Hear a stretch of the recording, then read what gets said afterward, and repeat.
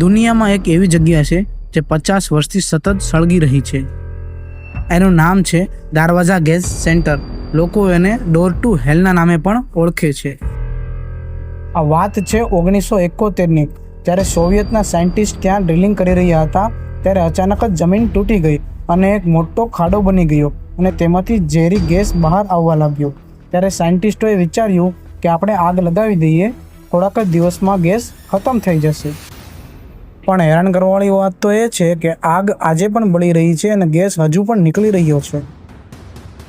રાત્રે તો આ નજારો જોતા એવું લાગે છે કે જાણે નર્કનો દરવાજો ખુલી ગયો હોય. દિવસ રાત બસ સતત આગ આગ અને આગ જ. હજુ નીચે કેટલો ગેસ છે એ તો હજી કોઈને ખબર જ નથી.